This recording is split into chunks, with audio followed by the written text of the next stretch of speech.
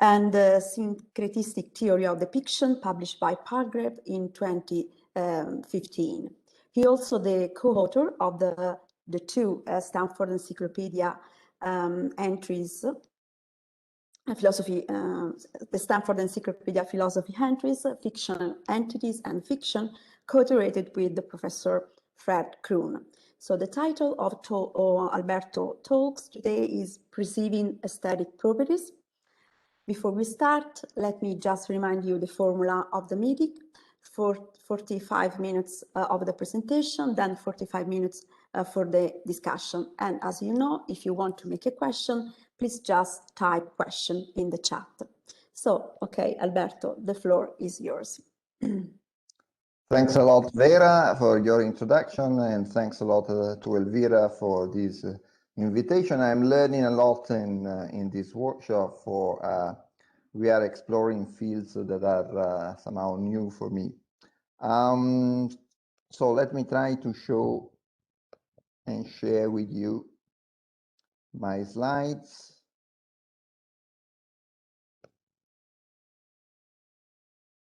Okay. Let me just put in the presentation mode. Okay. And let you put here. Can you see the slides? Yeah, okay. Yes, we see. Okay, so here's the plan of the talk.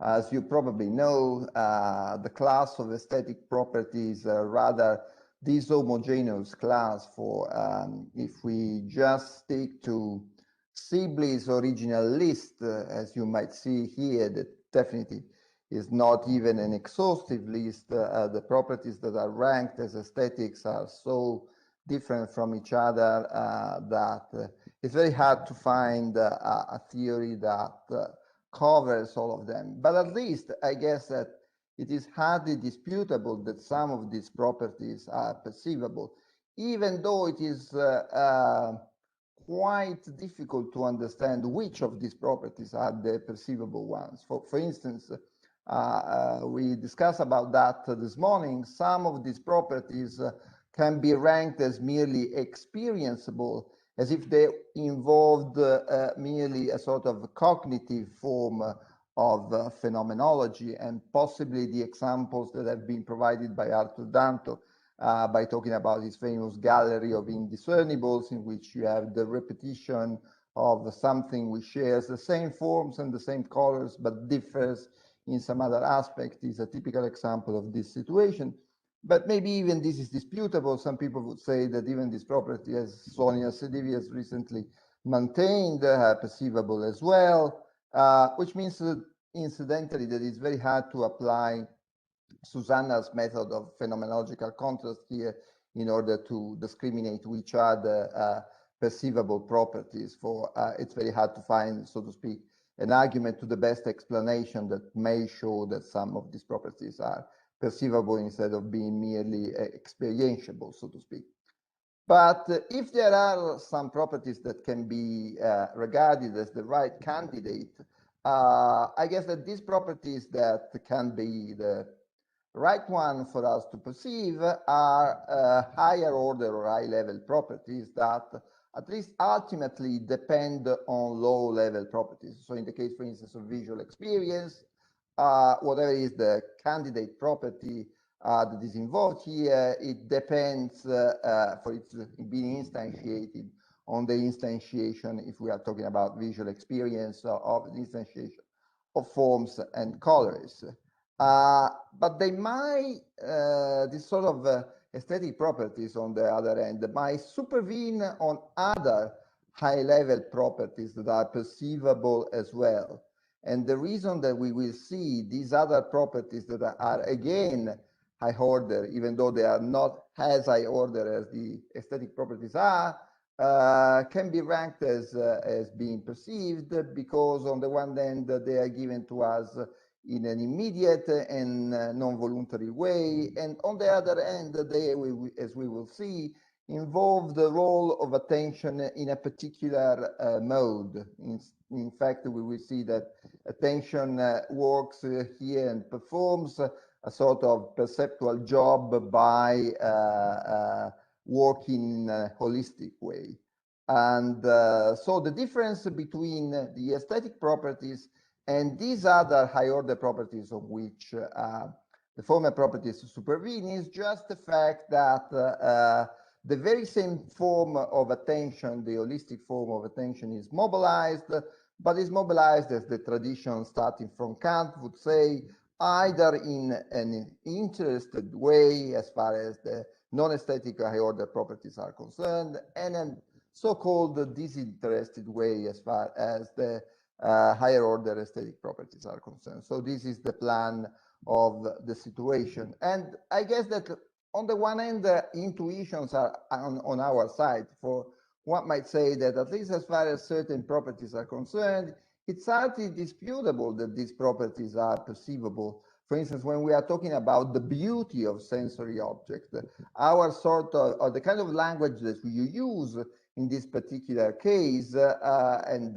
this is something that even on the one hand, different people, even Sibley on the one hand and Davis on the other hand, have stressed these properties are perceivable. For the language that we use when we describe our experience is a sort of language that involves some sort of receptive or passive capacity. We say that we are struck by the beauty of some animals, plants, and landscape, and that we are looking for things that are beautiful in a sensory way.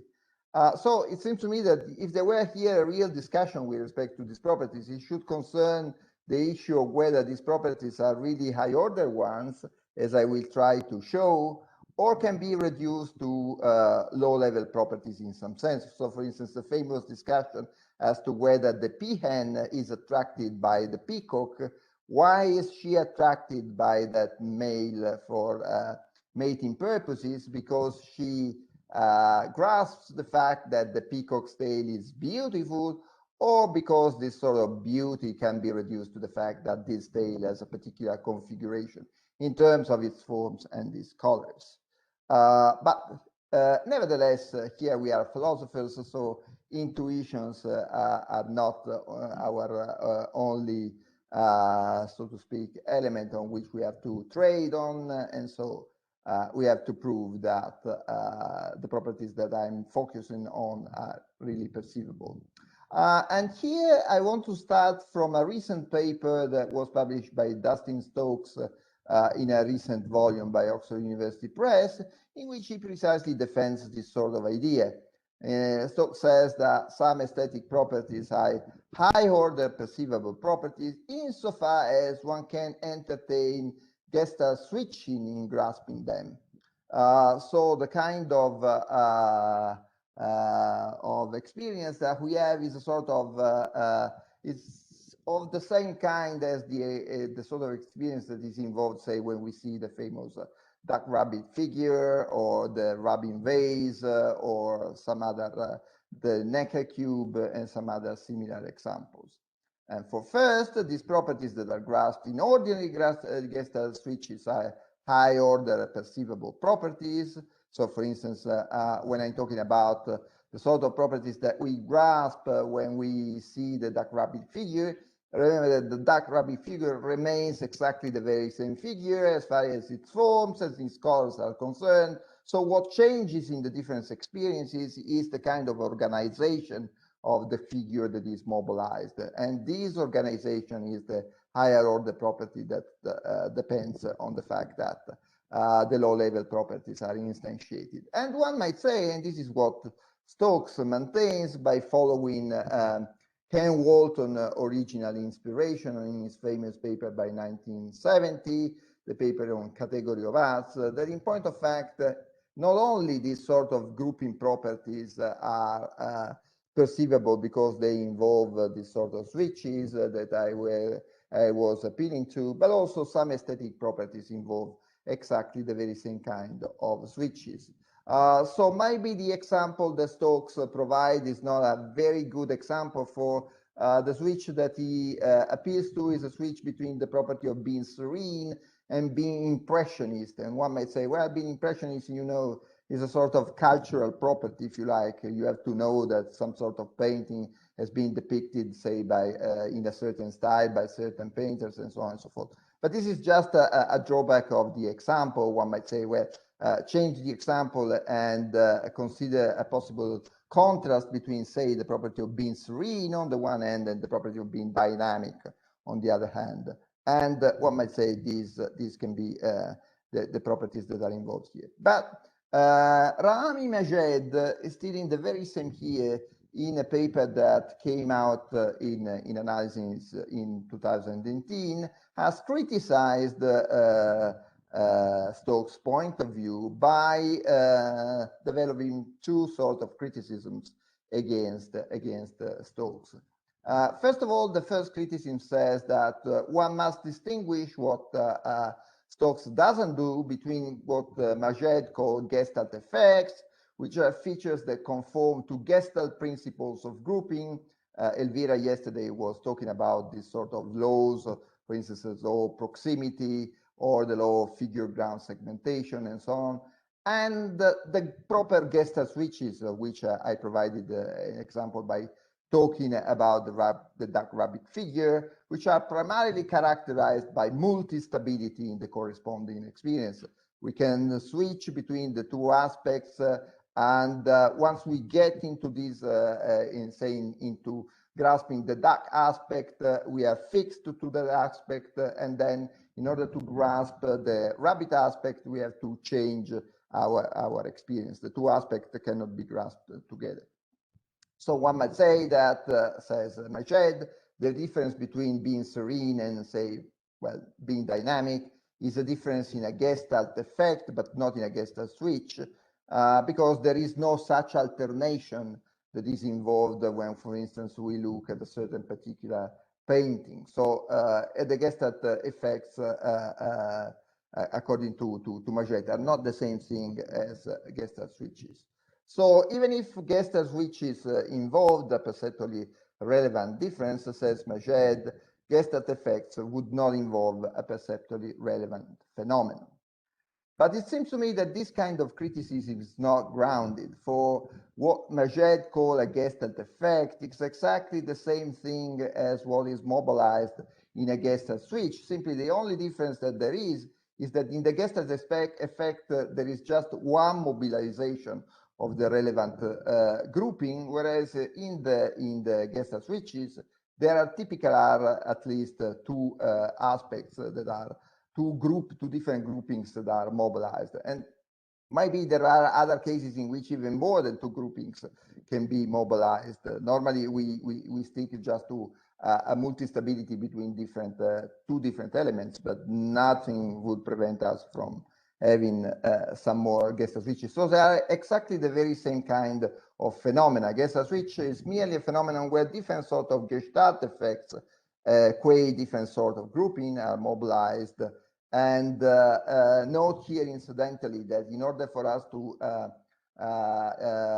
perform this sort of grouping, the fact that we possess or we master certain content that are conceptual is not particularly relevant. It is not a necessary condition. Definitely, it might be useful if we, for instance, possess the concept of a duck and the concept of a rabbit in order for us to grasp the duck effect, the duck aspect, and the rabbit aspect, but it is not necessary. We could even grasp those sort of groupings if we did not possess this sort of concept. So we have a phenomenon that can be both top-down but also bottom-up, so to speak. So what is the only difference between the two cases? That one might have a figure that prompts just one Gestalt effect, just as a figure that prompts more than one such effect. So the effects are really exactly the same. It is only because in the second case, two different groupings are mobilized that one can talk of a multi-stable experience. So I give you now a difference between two famous cases, say the picture of a Dalmatian on the one end and the Rubens goblet or the Rubens vase on the other end. So even if grasping an aesthetic property were a matter of a mere single Gestalt effect, this would not undermine the perceptual character of that grasping if that character was basically grounded on a sort of Gestalt effect. Let me just give you the famous example. This is what Wittgenstein called an aspect dawning picture, because I guess that anybody of you knows that you can see a Dalmatian in the picture, but there are some people that say for a certain while just grasp, say, black and white spots in front of them. And then up to a certain point, they realize that there is, by making a sort of figure ground segmentation grouping, a sort of subjective contour that you can sketch in the drawing, you can, so to speak, select a figure that is prospicient and another part of the figure that is just left in the background. So here we have just one single Gestalt effect, whereas in the case of the Rubin vase, we have simply two effects of the very same kind, for it is exactly the very same sort of figure ground segmentation that enables you to grasp the different aspects that are involved in the second figure. But the phenomenon is exactly the same. That is, either you can segment the figure by putting something that is whitish in front of something that is blackish, or the other way around. You can see two faces, two black faces in profile on a white background. So the two phenomena are exactly the same. So it seems to me that this criticism is not particularly relevant. Maybe Maget's second criticism is more active and effective with respect to what Stokes maintains. For Maget says, well, look, even if we stick to Gestalt switches, forget Gestalt effects for the time being, these switches may be said to involve two kinds of properties. Properties that are exactly merely organizational, that are the groupings that I was talking to, and properties that are representational ones, those that involve an ambiguous picture. And here we are stuck with a sort of dilemma, because one might say, well, in the former case, the properties involved definitely are perceptual, but says Maget, they are not high order. Whereas in the second case, the properties involved are high order, but they are not perceptual. So in the end, if aesthetic properties were Gestalt sensitive high order properties, as Stokes wishes, then they would not be perceptual. But again, it seems to me that this distinction between two kinds of properties that Gestalt switches involve is not justified. For again, one might say that there is just one kind of Gestalt switch, which involves in all cases, because there is just one, mere organizational properties. And here I want to say a bit more about what these properties amount to. They are what I call, following Christian von Ehrenfels, the famous Gestaltist psychologist, grouping properties. That is, the mind-dependent but objective properties for an array of elements to be arranged under a certain frame of reference along a certain dimension. For instance, as you might imagine in the case of the dark rabbit, for instance, you might say to do different aspects depending on how you arrange the elements that are in the figure, either according to a sort of polar, if you like, frame of reference. If you see the picture, say, from the left to the right, or you see the picture, the figure the other way around, and along certain dimensions. It is in this particular case that I was mentioning that the dimension that is involved are basically the first and the second dimension, that are the two dimensions that are relevant for the switch. In the case of the Rabin vase that we saw before, the dimension that is involved for the switch, for the Gestalt switch, so for the relevant grouping properties, is the third dimension. For, of course, the switch affects, so to speak, depth. We change the relationship between what is in front of us and what is on the back. Okay, so this is the only Gestalt switch that there are. So a Gestalt switch has never to do with what Maget called representational properties that simply may depend on this very switch, because in the switch that, so to speak, involves something like representational properties, it's a switch that involves also only pictorial cases, that is, cases in which we are experiencing a figure as if it were a picture. So we have a proper pictorial perception. And a pictorial perception is something which is very complicated. And it is because pictorial perception is so complicated that on the one hand, it contains a grouping factor on the one hand, and secondly, it contains other factors that might induce one to recognize two different representational aspects, two different pictorial configurations, so to speak. This is what Richard Wollheim has, according to me, magistrally defended in a lot of different papers. Wollheim says that pictorial perception is a sui generis perceptual experience. It is sui generis because it is a twofold experience. It is an experience that is composed out of two different moments, of two different folds that are interconnected, according to him.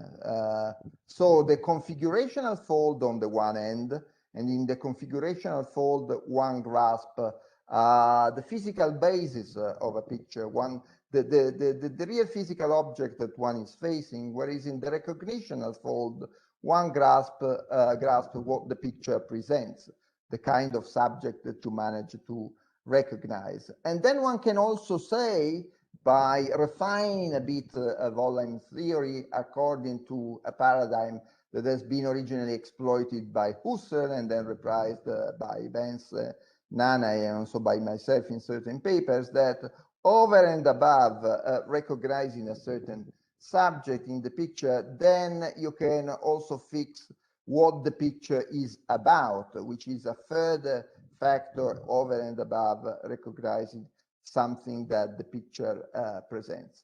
Now, what is relevant here is that just in the pictorial case, one is globally entertaining what Wollheim called a scene in order to label this sort of spatial experience, spatial perceptual experience.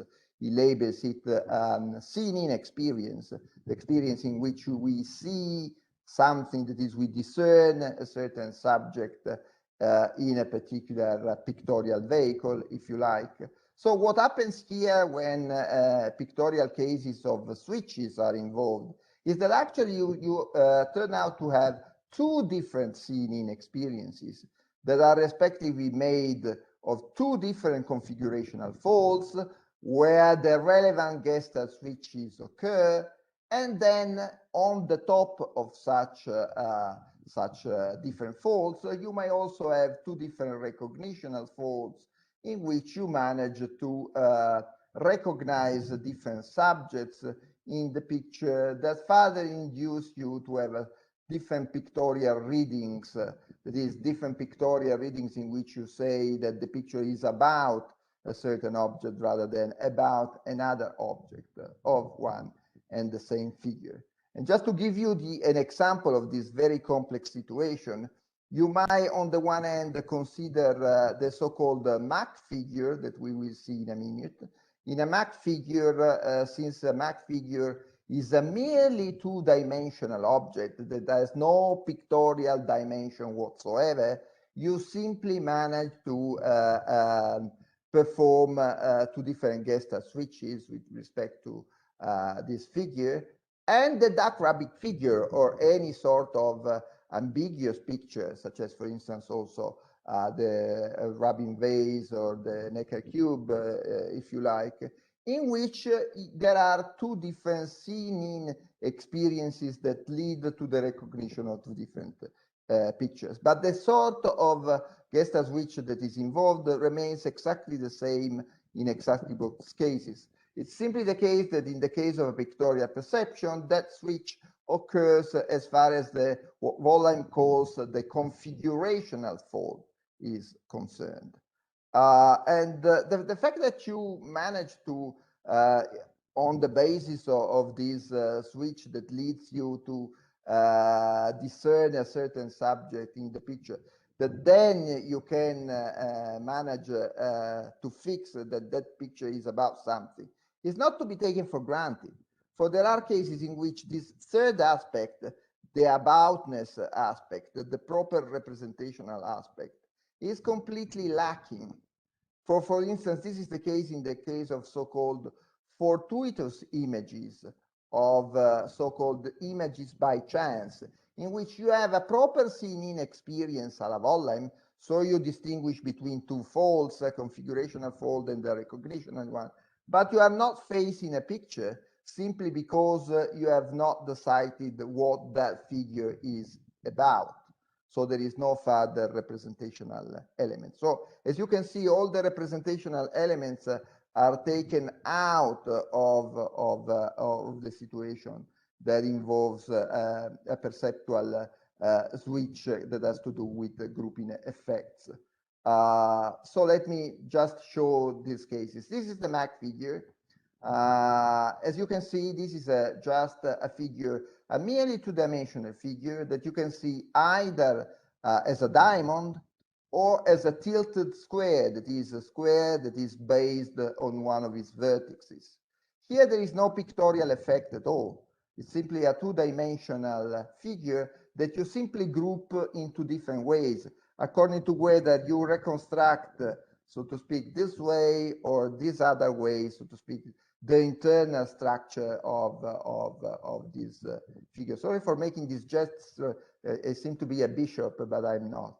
Okay, it's just that I wanted to show you the sort of configuration that you have to perform in order for you to see the different aspects. Okay.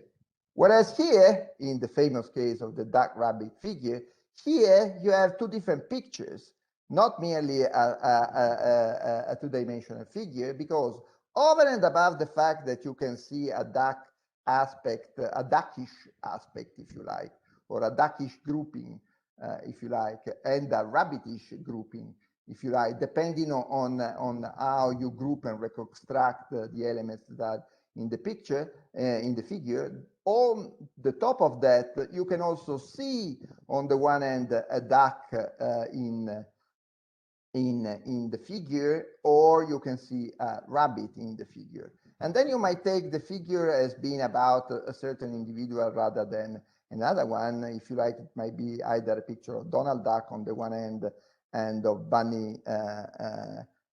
Buck on the other end.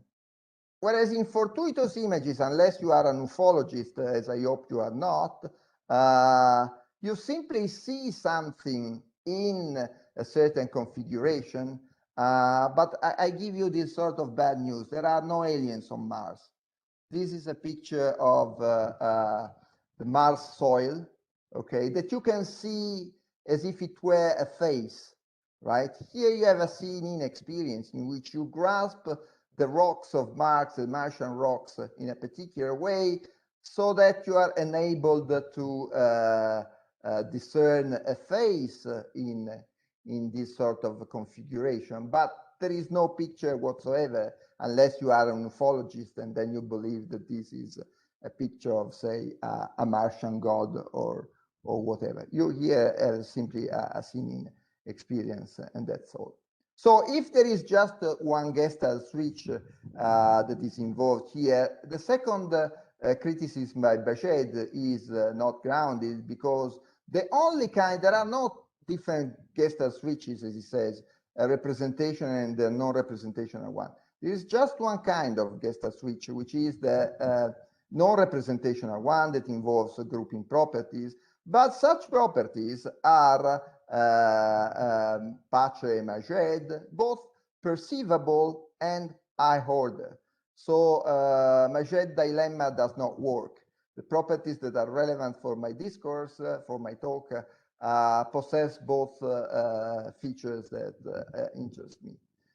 Why? Because they are perceivable, because they are, on the one hand, grasped immediately, directly, without any sort of inference, any sort of voluntary effect on the one hand, and on the other hand, they are grasped via this sort of holistic form of attention with respect to the figure that enables you to perform the relevant grouping.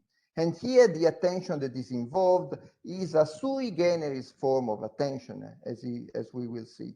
It's not the ordinary forms of attention. For instance, it's not spatial attention that might be involved, so to speak, in pre-perceptual processes, and it is not even a sort of interpretational sort of attention that involves the mobilization of concepts, and so it starts happening after that the perceptual mechanism has performed its job.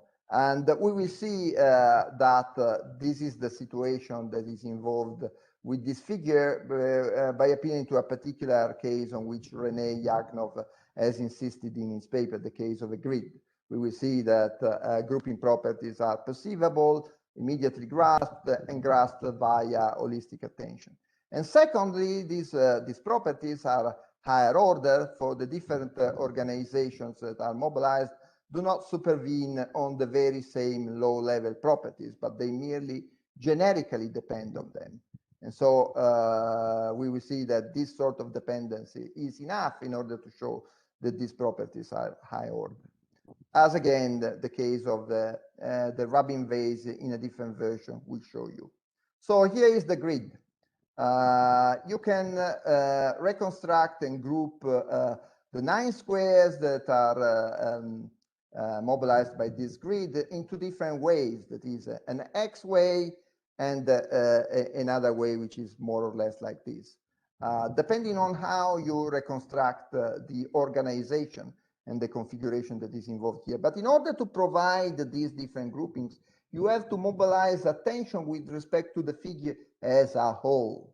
Because if you just focus on certain particular parts of the figure, you won't be able to make this sort of different groupings. For instance, if you just focus your attention, if you mobilize your spatial attention here, and you focus your attention, say, on the top squares that are at the top of the figure, you won't be able to let the two switches going on. So you have to perform this attention in this particular holistic way in order for you to grasp these two different organizations. Say an X object in front of a certain background, or a cross object, if you like, in front of another background. Sorry again for this gesture. I know that we are talking in a Catholic country, but it has nothing to do with that, of course.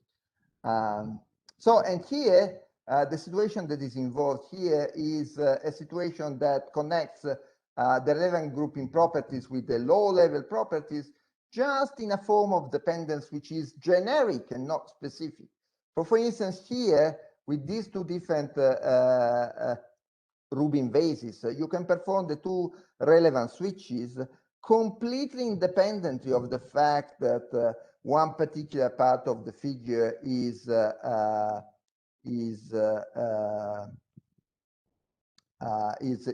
yellow or is white.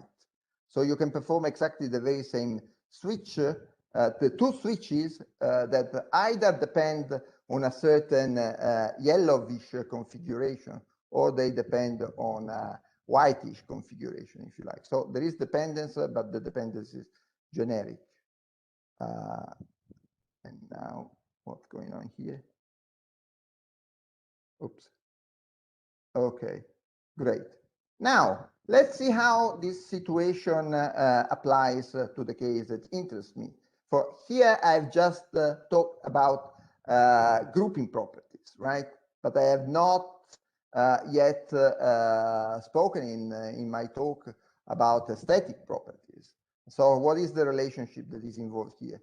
So my claim here is that at least certain aesthetic properties are perceivable as well, because they are high-level properties that merely supervene on these high-order properties as well as grouping properties are. So the relation of supervenience that is involved here between aesthetic properties on the one end and other properties on the other end does not involve, as normally people say, the low-level properties, right? but it involves the high order property. So for instance, normally people say, well, look, take Brad Pitt and take Brad Pitt twin, if it were any, okay? And if Brad is nice, is a nice guy, is a beautiful guy, then also the twin is guy. So normally people, is nice, is beautiful. So normally people say aesthetic properties supervene on low level properties such as forms and colors. And here I want to say that, in point of fact, the real supervenience relation does not hold between the aesthetic properties on the one end and the low level properties on the other end, but between the aesthetic properties themselves and the grouping properties that we have already discovered, that we have already fixed, that they are high order properties. So the main difference between the former and the latter properties, the aesthetic properties and the latter properties, is simply that they mobilize the very same kind of attention, which, as we have seen, is an holistic form of attention, but in a different mode. When aesthetic experience are concerned, as Kant originally said, and many people have repeated, the kind of attention that is mobilized here is a disinterested form of attention. Or to say better, we are just interested in the object for its own sake. As Wittgenstein said in the Tractatus, when we consider an object from an aesthetic point of view, we consider that object sub specie eternitatis. Not because we want to use that object as if it were, say, an iron or a chair or a car or whatever. Okay. So let's see, and these are the final things that I want to show in this talk. Vera, how much time do I have? You are still 15 minutes. 15? Yeah. Oh, wow. Fantastic. Okay, so I can be slower. Okay. So certain aesthetic properties merely supervene, or some people would say emerge, not from low-level properties, as most people have said, but on grouping properties that are high-level as well. And since the latter are mind-dependent, so are the former ones. Why are they mind-dependent? Because they depend on a certain organization. And in order for an organization to subsist, there must be an organizer. No order without an orderer, so to speak. This is the only sense in which grouping properties depend on so to speak, a mind or, if you like, a point of view. And this squares with what many people have said. For instance, Noel Carroll said that aesthetic properties are response-dependent properties. In this sense, the properties in question are mind-dependent properties, but they supervene on grouping properties. Why? Because in mobilizing different grouping properties, a Gestalt switch may correspondingly involve two aesthetically different readings. So both the switch and the readings are such that someone can make someone else notice this very switch, which contains a form of objectivity, so to speak. So let's see a particular case in which you will see that there is a difference in aesthetic properties that is related to a difference in grouping properties, even though the only figure that there is mobilize just one and the same kind of low-level properties. The very same forms and the very same colors are mobilized there. So let me, and here is just my single minute of political incorrectness, so to speak. Let me tell you about the nice young lady and the ugly old lady. Here you have a case. I'm sorry, I didn't manage to find another less politically controversial example, but we can repeat the story even for other less controversial examples. Okay, here we have just one figure. So on the low level side, we have the very same forms, the very same color, but we can group these forms and these colors in different ways. Okay, in one way, you should be able to see a sort of young lady. In the other way, which normally is a bit more difficult to see, you have to concentrate your gaze in a particular way in order to grasp the second aspect. You can see an old lady, and now there is the aesthetic difference. The young lady is very delicate, whereas the old lady is, so to speak, not charming at all. So the difference, the aesthetic difference between these two aspects is supervenes on the difference between the two grouping aspects. So if grouping properties are perceivable because of the holistic role that attention plays on this concern, the same happens as far as aesthetic properties are concerned. So you have to mobilize attention in exactly the same way, but simply what you have to do is, by the way, you could do that. I've here provided a case in which a Gestalt switch is involved, but you might remember that for me, there is no difference between Gestalt switches and Gestalt effects. So even if you were able to have just one grouping of the figure, you would have exactly the same effect. So for instance, I have this example, which is a variation on the Dalmatian case on a painter who is a friend of mine. And here you can see horses on a background. And again, this is a case just like the Dalmatian. At the very beginning, you seem to see just black and white spots. At a certain point, you see horses or horse-like figures on a certain background, and these horse-like figures are very nice. Okay.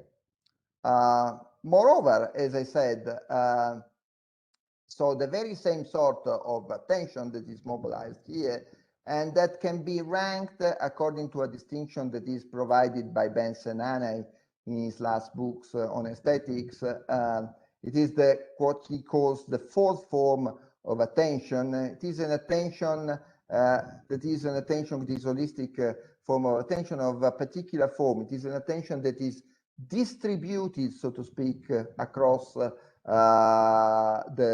properties that are mobilized by a certain figure, but it is focused just on one figure. Simply the difference between the grouping that you might perform with respect to this figure and the aesthetic evaluation of that figure has to do with the fact that in the case of the aesthetic evaluation, that sort of attention is mobilized in a non-interested way, that is as applying to properties that are interesting for their own sake, and in order to have a sort of participate contemplation with respect to the object. So an aesthetic experience is prompted by the mobilization of the fourth form of attention as given in the disinterested modality.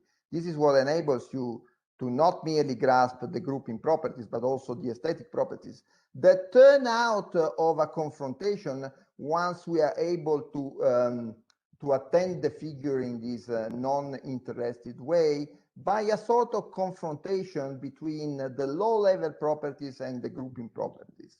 For instance, in the case of beauty, when there is match between the low-level properties and the grouping properties, there is harmony there, so you grasp a certain sort of harmony in the figure. When there is no such a match, maybe there is no such harmony. So just let me finish by talking to you about this form of attention that Nanai points out. Nanai says that there are forms of attention, one that is distributed with regards to object and focus with regard to properties. This interest just Mays, for it has to do, for instance, when you have to look for socks, as he provides in his examples. So socks that are distributed, so to speak, in a room, and you are focused on different objects, but you are looking for those objects just because you want to single out a single particular property. Or you can have an attention that is distributed both with regard to object and with regard to properties, or the other way around, an attention that is just focused on an object, just one property, or, and this is the case that interests us, an attention that is focused with regards to objects and distributed with regards to properties.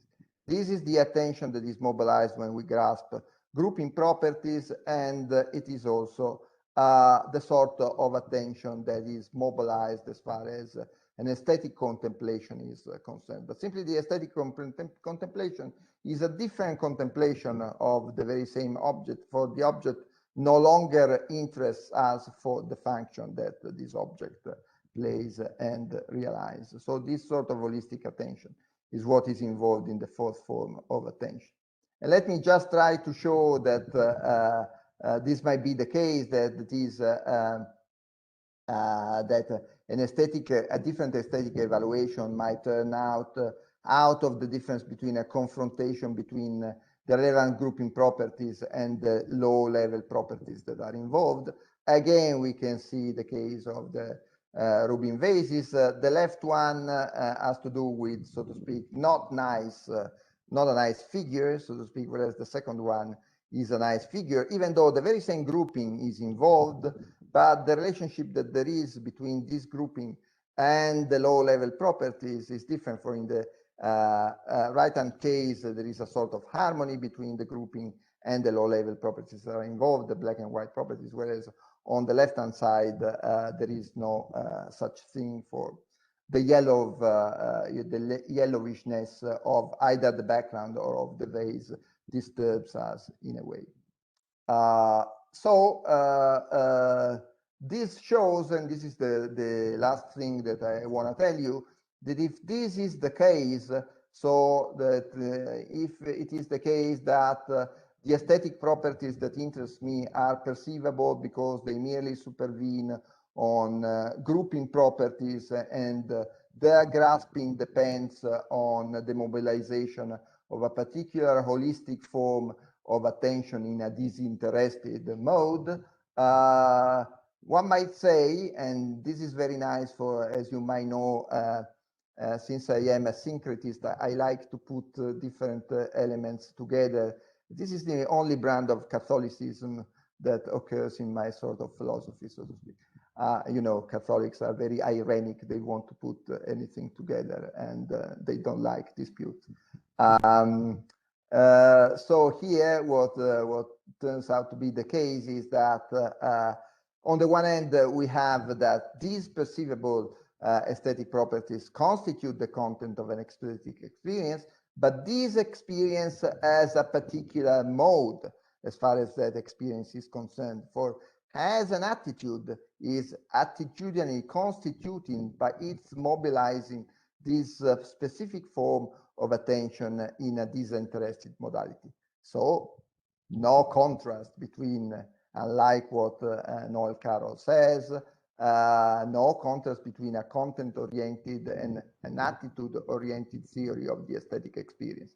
An aesthetic experience is relevant because of its mode and also because of the properties that grasp picks up in its particular form. Okay, I think it's all. Thank you. Okay, so thank you, Alberto, for the rich talk. Now we can open the discussion. Okay.